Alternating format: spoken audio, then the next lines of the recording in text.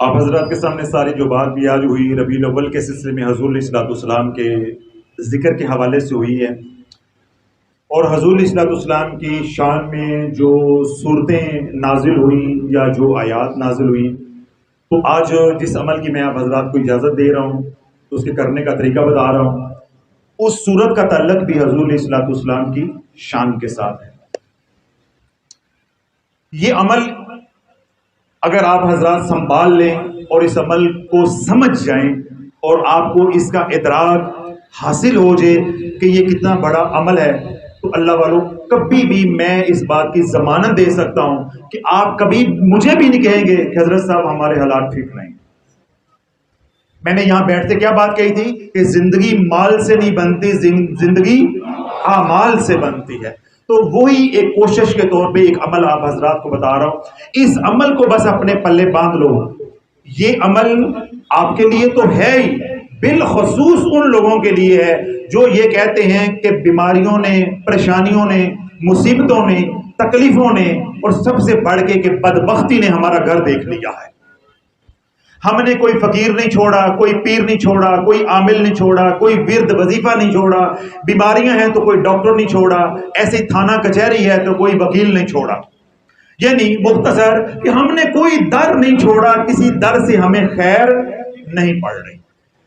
میں ایسے لوگوں سے متوجہ ہوں، آپ تو ہیں ہی ہیں ماشاءاللہ، اللہ آپ کو حفظ و مان میں رکھے، میں ان لوگوں سے متوجہ ہوں کہ جو یہ کہتے ہیں کہ ہم بالکل مایوس ہو چکے ہیں، ہم جہاں بھی جاتے ہیں ہمارا کام نہیں بنتا، ہمارے حالات نہیں بدلتے، سالوں سے ہم ایک ہی حالات کی چکی کے اندر پس رہے ہیں، ہمارے حالات بدلنے کی کوئی تدبیر نہیں ہوتی، کوئی رستہ نظر نہیں آتا۔ تو یہ اللہ والو عمل اس وقت کرو کہ جب یہ والے حالات پیدا ہو جائیں کہ ہر طرف مایوسی ہو، ہر طرف اندھیرا ہو، ہاتھ کو ہاتھ نہ سجائے، ہاتھ کو ہاتھ نظر نہ آئے، یعنی ایسی بے بسی کا عالم بھی اگر ہو، تو جو عمل میں آپ حضرات کو بتانے جا رہا ہوں، ان حالات کے اندر بھی یہ عمل کرو گے تو اپنی کھلی آنکھوں سے رب کی مدد کو آتے دیکھو گے۔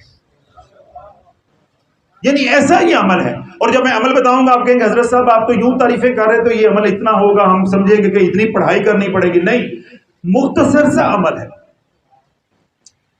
بچوں کے رشتے نہیں ہو رہے، بیٹیوں کے رشتے نہیں ہو رہے، کاروبار ہے چل نہیں رہا، نوکری ہے بات بن نہیں رہی یا نوکری مل نہیں رہی، نوکری ہے تو وہاں مخالفت ہے، رزق ہے تو اس کی تنگی ہے، رزق ہے تو اس میں بے برکتی ہے، جان ہے لیکن بیماریاں ساتھ ہیں، بیماریاں جان نہیں چھوڑتی، گھریلو پریشانیاں ہیں، بچیاں ہیں گھر اپنے چھوڑ کے ماں باپ کے پاس آ کے بیٹھی ہیں، یا اور اس طرح کے من جملہ کچھ مسائل ہیں، ٹھیک ہے۔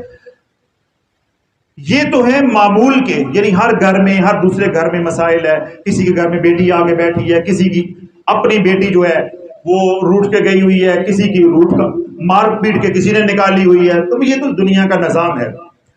جب یہ والے حالات ہوں، یعنی جن میں آپ اپنے گھر میں بیٹھ کے پڑھائی کر سکتے ہیں، تو گھر میں کریں، اس کا طریقہ کار بھی میں بتاؤں گا، لیکن یہ عمل میں بالخصوص اس لیے بتا رہا ہوں کہ اگر کوئی ایمرجنسی ہو جائے، کیا ہو جائے؟ ایمرجنسی ہو جائے، اور یہ عمل میرے ذہن میں بتانے کی جو ترغیب ہے یا خیال ہے، وہ کل عارف اللہ میں ہمارے ایک ساتھی ہیں ماشاءاللہ، وہ سلسلہ عالیہ کے جو چینلز ہیں ان کے لیے بڑا کام کر رہے ہیں، ان کے گھر میں آگ لگ گئی، تو پھر مجھے بھی بڑی تکلیف ہوئی، تو جو اللہ کی بارگاہ میں عرض کر سکتے کیا، اللہ سنا ان کی حفاظت فرمائے۔ تو پھر میرا کل یہ ذہن بنا کہ کل عارف والا کی جماعت آ رہی ہے، پاک پتن والے آ رہے ہیں، چلو ان کی برکت سے یہ عمل بھی میں آنے والوں کو اجازت دے دوں گا، سب کا بھلا ہو۔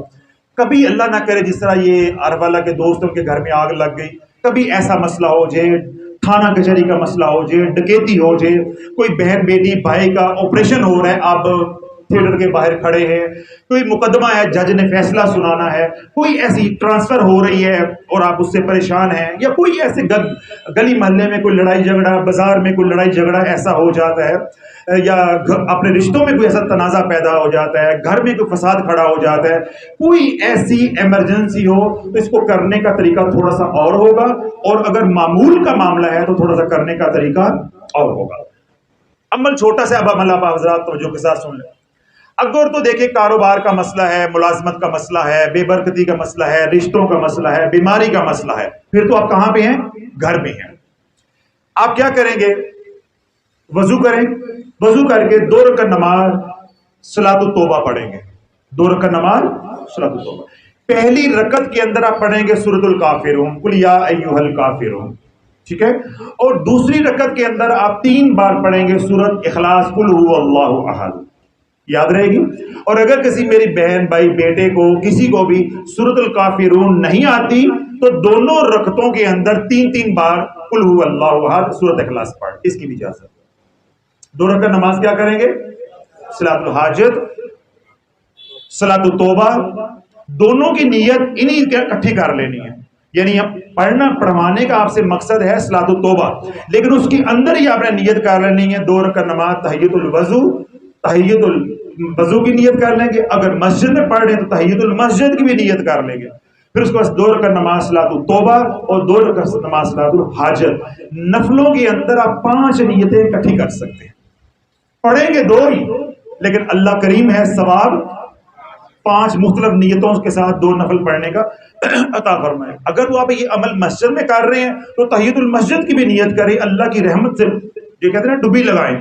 اور اگر گھر میں کر رہے ہیں تو پھر 3 نیتیں کر لیں، تحیۃ الوضو، صلاۃ التوبہ اور صلاۃ الحاجت. اور کیسے پڑھیں گے؟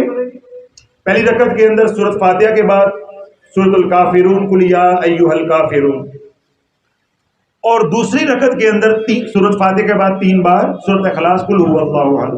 اور دوسری بات میں نے یہ کہی کہ کسی کو اگر سورۃ الکافرون نہیں آتی تو دونوں رکعتوں کے اندر قل هو اللہ احد 3 بار پڑھ لیں. اب یہ آپ نے پڑھ لی.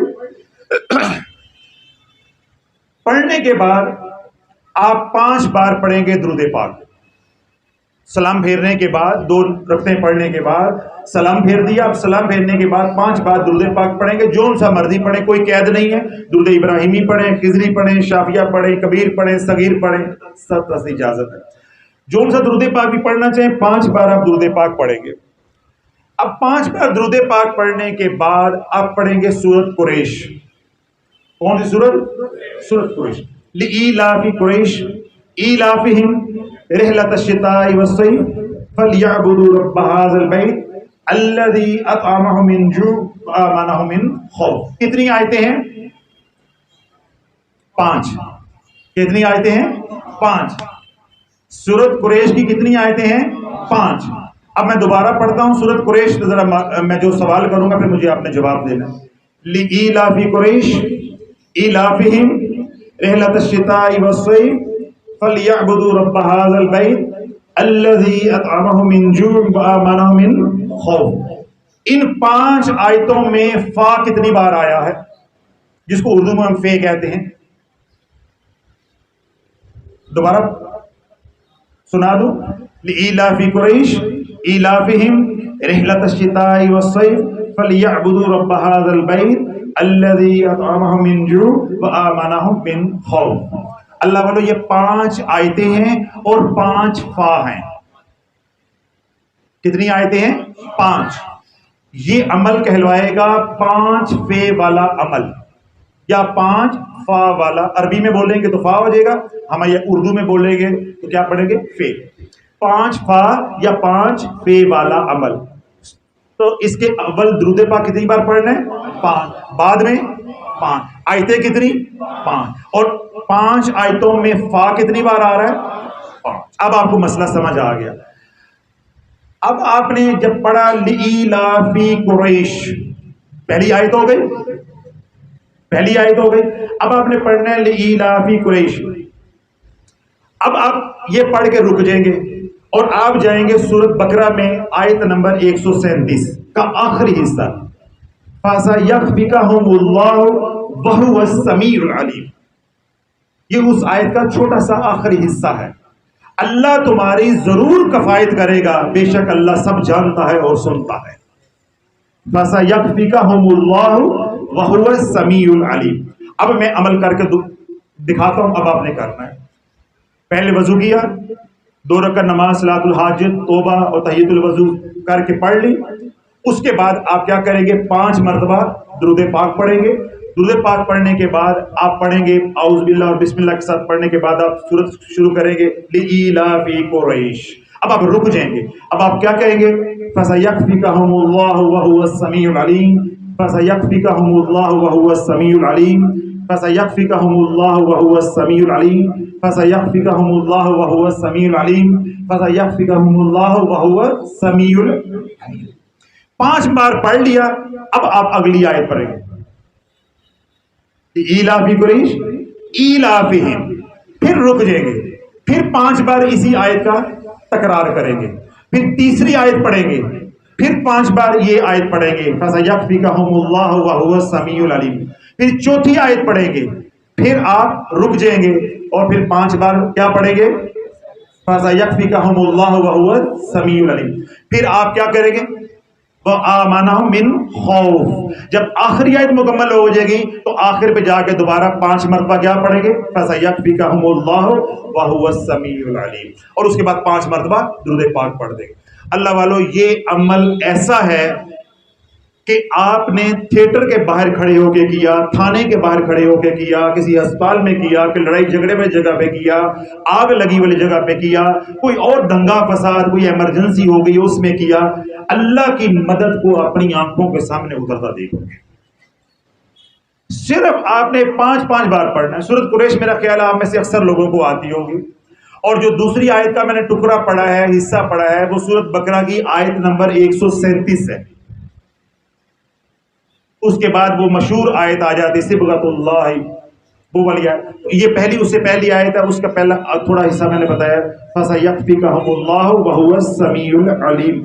تو 5 سورۃ قریش کی آیتیں ہیں، انہی کی مناسبت سے آپ نے 5 مرتبہ درود پاک اول و آخر، اور ہر آیت کے بعد آپ نے سورۃ بقرہ کی یہ آیت پڑھنی ہے فَسَيَكْفِكَهُمُ اللَّهُ وَهُوَ السَّمِيعُ الْعَلِيمُ. پھر اگلی آیت پڑھیں گے، پھر 5 بار یہ سورۃ بقرہ کی آیت، پھر سورۃ قریش کی تیسری آیت پڑھیں گے، پھر 5 بار، پھر چوتھی پڑھیں گے، پھر یہ 5 بار، اور پھر سورۃ قریش کی 5ویں آیت پڑھیں گے، یعنی آخری آیت، اور 5 بار ہی پڑھیں گے فَسَيَكْفِكَهُمُ اللَّهُ وَهُوَ السَّمِيعُ الْعَلِيمُ. اس کے بعد 5 بار درود پاک پڑھ کے اللہ سے دعا مانگیں گے. جو آپ کا مسئلہ ہے، جو تکلیف ہے، پریشانی ہے، اس کے لیے اللہ کی بارگاہ میں دعا کریں. اللہ رب العزت انشاءاللہ العزیز سلسلہ عالیہ قادری جعفری کی نسبت سے آپ کے اٹھے ہوئے ہاتھوں کو خالی نہیں موڑے گا. آپ تمام حضرات کو اس عمل کی اجازت ہے.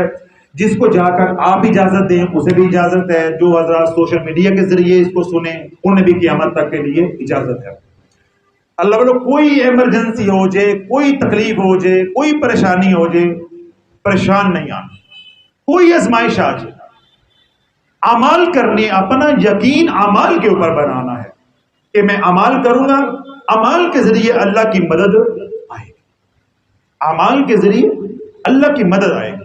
میں نے پچھلی محفل میں بھی یہ بات کہی کہ اللہ کے نبی علیہ الصلوۃ والسلام کی حیات مبارکہ میں یا آپ کے اوپر 2 وقت بڑے کڑے آئے ہیں، بہت کڑے وقت آئے ہیں. ایک طائف میں اور ایک بدر میں. ایک طائف میں اور ایک بدر میں بڑے کڑے وقت آئے ہیں. اتنا کڑا وقت تھا تو اللہ کے نبی علیہ الصلوۃ والسلام نے حالت سجدے میں رب کی بارگاہ میں عرض کی تھی کہ سونیا اگر یہ مٹ گئے تو تیرا نام لینے والا کوئی نہیں رہ جائے، تیرا نام لینے والا کوئی نہیں رہ جائے. اور اس آزمائش اور کڑی تکلیف، مصیبت، یعنی یہ لفظ بھی مجھے بولتے ہوئے چھوٹے لگ رہے ہیں کہ اتنا کڑا وقت تھا، اتنی بڑی آزمائش تھی کہ اپنی آنکھوں کے سامنے سب کچھ مٹتا ہوا نظر آ رہا ہے، برباد ہوتا نظر آ رہا ہے. یعنی جو اپنے متعلقین پہ، اپنے پیروکار پہ، اپنے حواریوں پہ، اپنے صحابہ پہ، اپنے مریدوں پہ محنت کی ہے، سب مٹتا ہوا نظر آ رہا ہے. ادھر پہاڑ جتنی طاقت ہے اور ادھر کھجور کی ٹہنیاں ہیں. 2-4 تلواریں ہیں اور کچھ نہیں ہے، 2-4 نیزے ہیں اور کچھ، اور ہمارے پاس کوئی لڑنے کو کچھ نہیں ہے. ادھر 1000 ہے، ادھر 313 ہیں. ادھر سارے کے سارے تربیت یافتہ ہیں، ادھر چل تربیت یافتہ ہیں، بچے ہیں معصوم چھوٹے چھوٹے ساتھ. سواری ہے تو وہ نہیں ہے، پینے کا پانی ہے تو وہ نہیں ہے. پھر وہ اونچائی پہ ہے، پہاڑ کے اوپر ہیں، یہ نیچے ہیں. ٹوبہ پانی کا بھی ان کے پاس ہے، اونچائی بھی ان کے پاس ہے. آپ کو معلوم ہے جنگ کے اندر جو اونچائی پہ ہوگا وہ سب کچھ دیکھے گا، چال اس کے ہاتھ میں ہوگی، جو نیچے اسے نظر ہی نہیں آئے گا کچھ. سارے حالات کون سے ہیں؟ ناکامی کے. لیکن میرے اللہ کا فیصلہ ہے کہ عزت دے کے دکھاؤں گا، عزت دے کے دکھاؤں گا، تاکہ قیامت تک زمانہ یہ نہ کہے کہ محمد عربی نے طاقت کے زور پہ جنگ جیتی ہے. تاریخ یہ کہنے پہ اور بعد میں آنے والے یہ کہنے پہ، سوچنے پہ مجبور ہو جائیں کہ ایمان کی طاقت سے جنگ جیتی ہے. اسباب کی طاقت نہیں، ایمان. تو ایمان کس سے بنتا ہے؟ اعمال سے. تو اللہ کے نبی نے ان حالات کے اندر اعمال کیا کیے؟ سجدے کے اندر رو رو کے یا حیو یا قیوم برحمتک استغیث، یا حیو یا قیوم برحمتک استغیث، یا حیو یا قیوم برحمتک استغیث. تو اللہ یہ اعمال کی محنت اللہ کے نبی علیہ الصلوۃ والسلام نے اپنے مریدین کو، اپنے مطلقین کو سکھائی.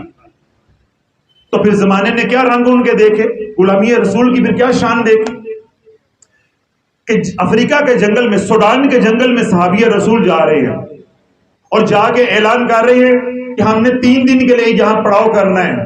تو پھر نہ یہ کہنا کہ تمہیں کوئی نقصان ہو گیا. اللہ کے نبی کے غلاموں نے اس جنگل میں 3 دن قیام کرنا، جنگل خالی کر دو.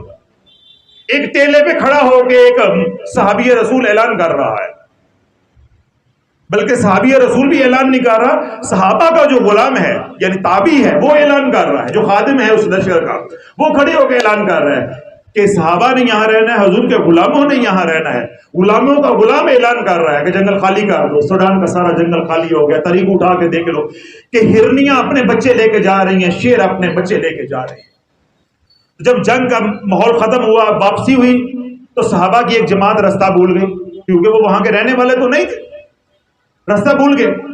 جب رستہ بھول گئے تو جب مخلوق، اللہ کی جو مخلوق ہے جنگل کی، جب انہیں معلوم ہوا کہ اللہ کے نبی کے غلام واپس جا رہے ہیں، وہ اپنے گھروں کو واپس لوٹے.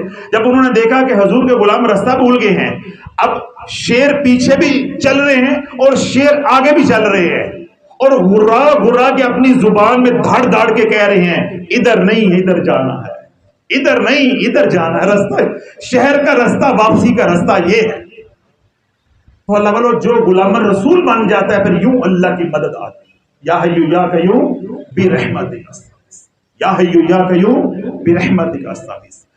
تو جب یہ عمل کر لے، یعنی آپ نے 2 رکعت نماز پڑھ لی، اس کے بعد 5 مرتبہ درود پاک پڑھ لیا، پھر ہر سورت قریش کی آیت کے بعد سورت بقرہ کی آیت کا 5 مرتبہ تکرار کر لیا، عمل مکمل ہو گیا. اب دعا کر لی، اب دعا کر کے کھلا ورد کرتے رہے یا حیو یا قیوم برحمتک استغیث، یا حیو یا قیوم برحمتک استغیث. انشاءاللہ العزیز اللہ پل بھر کے اندر نظام کو بدل کے دکھا دے گا، نظام کو بدل کے دکھا دے گا. چند پل پہلے اللہ کے نبی سجدے میں کیا کہہ رہے تھے؟ ابھی میں نے بولا کیا کہہ رہے تھے کہ آج یہ مٹ گئے تو تیرا کوئی نام لینے والا نہیں ہوگا. یہ کیسی کرب کی حالت ہے، تکلیف کی حالت ہے. ایسا فکرہ کب بولا جاتا ہے؟ جب بڑی تکلیف کی حالت ہو. تو اللہ کے نبی اس کو جذب کی کیفیت ہے، اللہ کے ساتھ راز و نیاز کر رہے ہیں. اور چند لمحوں کے بعد اللہ کے نبی علیہ الصلوۃ والسلام جب سجدے سے اٹھے تو مسکرا رہے ہیں، مسکرا رہے ہیں. یہاں پاس اللہ کے نبی کا یار کھڑا ہے، صدیق کھڑا ہے. سیدنا ابوبکر صدیق رضی اللہ فرماتے ہیں کہ جب میں نے اللہ کے نبی کو روتے بھی میں نے اللہ کے نبی کو روتے بھی دیکھا، سجدے میں کرلاتے بھی دیکھا، جب سجدے سے اٹھے مسکراتے بھی دیکھا. جب میں نے مسکراتے دیکھا تو مجھے یقین ہو گیا کہ آج ہم جیت کے جائیں گے، مر کا ہمارے حق میں ہو کے رہے گا. کہ اللہ نے بشارت دے دی. جو اللہ کے نبی علیہ الصلوۃ والسلام کے مکھڑے پہ مسکراہٹ آئی ہے، اب یہ رابطہ ہو گیا ہے، اشارہ ہو گیا ہے کہ یہ تو ایک بہانہ ہے. جنگ تو فرشتوں نے لڑنی ہے، جنگ تو میرا جبریل لڑے گا، یہ تو ایک بہانہ ہے. اب میرے مصطفیٰ تو اٹھ، جہاں تو نشان لگائے گا اپنی چھڑی کے ساتھ وہیں مرواؤں گا، تیرے دشمنوں کو چن چن کے وہیں مرواؤں گا. تو پھر اللہ کے نبی علیہ الصلوۃ والسلام اٹھے، آپ نے چھڑی لی اور آپ نے نشان لگایا، یہاں ابو جہل مرے گا، یہاں شیبہ مرے گا، یہاں عتبہ مرے گا. پھر زمانے نے دیکھا وہ وہیں پہ مرے گا، پھر زمانے نے دیکھا کہ وہ وہیں پہ مرے، وہیں پہ مرے. پھر جب وہ مرے تو اللہ کے نبی علیہ الصلوۃ والسلام نے، آج بھی آپ وہاں جائیں بدر میں آپ دیکھیں کہ وہاں جو کنواں ہے، اندھا کنواں تھا، یعنی پانی نہیں اس میں آتا تھا. تو اللہ کے نبی علیہ الصلوۃ والسلام نے کہا میں ان کو گھسیٹ کے اس میں ڈالوں، گھسیٹ کے اس میں ڈالوں کہ آج میرا فرعون اپنے انجام کو پہنچ گیا ہے. تو اللہ والو اس دعا کے اندر اتنی طاقت ہے، آپ کا کوئی دشمن ہے وہ اپنے انجام کو پہنچے گا. بیماری ہے تو انجام کو پہنچ جائے گی، مصیبت ہے تو انجام کو پہنچ جائے گی، کوئی اور تکلیف ہے، کوئی حسد آپ سے کرتا ہے، کوئی آپ پہ جادو کرتا ہے، اس دعا اس عمل کی برکت سے وہ اپنے انجام کو پہنچ جائے گی. شرط کیا ہے کہ صدق کے دل سے اللہ سے توبہ کرو. 2 رکعت نماز صلاۃ التوبہ میں نے کیوں کہی ہے؟ اپنے گناہوں کی توبہ کرنا. ما اصاب من مصیبت الا باذن اللہ، جو بھی تمہارے اوپر مصیبت آتی ہے وہ کہاں سے آتی ہے؟ اللہ کے بعد. وَمَن يُؤْمِن بِاللَّهِ يَهْدِ قَلْبَهُ، جو ایمان والے ہیں پھر اللہ ان کے دلوں کو رستے کھول کے دکھاتا ہے. وَاللَّهُ بِكُلِّ شَيْءٍ عَلِيمٌ، بے شک اللہ سب کچھ جاننے والا ہے. تو اللہ کی طرف سے مصیبت آتی ہے، پھر اللہ کیا فرماتا ہے؟ وَمَن يُؤْمِن بِاللَّهِ يَهْدِ قَلْبَهُ، پھر میں ان کے دلوں کو رستے دکھاتا ہوں. یہدی ہدایت دیتا ہوں. وَمَن يُؤْمِن بِاللَّهِ، جو اللہ پہ ایمان لے کر آئے، جو ایمان والے ہیں، پھر میں ان کے دلوں میں ڈالتا ہوں انج کر دارو شفا جا، اتوں انج موڑ اتوں انج کر فلانے کے پاس چلا جا.